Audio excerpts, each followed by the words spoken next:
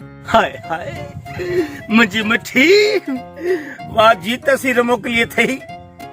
अरे दिल थी चवे तो तोखे चुमी पंहिंजे सीने सां लॻाए छॾिया। हाय हाय ठरा कहिड़ो ये बागा यूं फाड़े छॾे मुंहिंजो। अरे घोड़े मोटा वो घोड़े जरो थी बोले कहिड़ी ग़लती हो न। अरे यार मन ठार हाँ यार न पुछ ख़बरूं। अरे मूंखे इश्क थी पियो आहे यार, मूंखे इश्क थी पियो आहे। अरे इश्क थी पियो हा न मोदा इश्क कंदो आहियां यार। छा थियो मुंहिंजे मूंखे छा थियो मुंहिंजे मूंखे चङो भलो त आहे। खणी हफ़्ते में हिकिड़ो दफ़ो धोअंदो आहियां, बाक़ी सॼो साफ़ सुथरो लॻो पियो आहे। तो वांगुरु को ढेंट त कोन्हे पिया मुंहिंजे मुंहं में। हा अरे इहो मुंहुं मुंहिंजो 15 ॾींहं नुमाइश में रखियो हो ऐं ख़बर अथई। अरे मुंहिंजो इहो ख़ूबसूरत मोहन सी इंडिया जी अदाकारा कोन्हे माधुरी।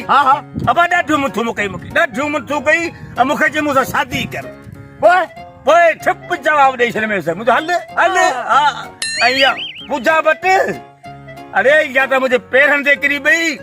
ख़ुदा जे वास्ते मूंसां शादी कर। पोइ छा हथ ॿधी चयो मूं चयो माई इंडिया में ॿिया बि हूंदा उहे वञी जांच मुंहिंजी पचर छॾ। ऐं उहा रवीना टंडन कोन्हे अबा इहा त रोई रोई पट पुसाए मुंहिंजे पेरनि ते किरी पई। चई घोड़ा ॾे आऊं तुंहिंजे लाइ मरियो थी वञा, मूंसां शादी कर। ए मूंचो आऊं हथ तो बताने मूंखे टरी छॾ।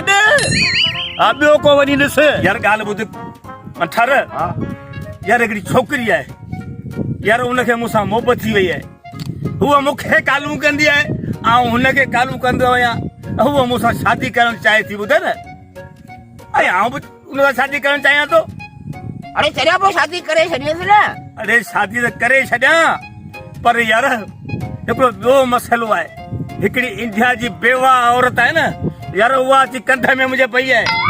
जॾहिं हरू भरू मूंसां शादी कर ऐं ॿुध वॾी दौलत वारी आहे बा, वॾी दौलत वारी आहे। वॾा वॾा बंगला कारूं ऐं बैंक बैलेंस बि अथसि। पोइ हुन सां करे छॾ न। अरे उन सां तो शादी करियां न त यार दुनिया वारा मूंखे थुकूं हणंदा थुकूं। हक रखेसि ए हाणे ॻाल्हि सम्झियमि। मुंहिंजे सां मोहबत करींदो न तूं हुन सां शादी कर कंदसि। जेकॾहिं मोहबत सां बेवफ़ाई कंदे त दुनिया थुकूं हणंदे। हा बाक़ी इहा पैसे वारी आहे न ए ॾिसो नंबर मूंखे ॾे। हा हुन सां शादी कंदो न।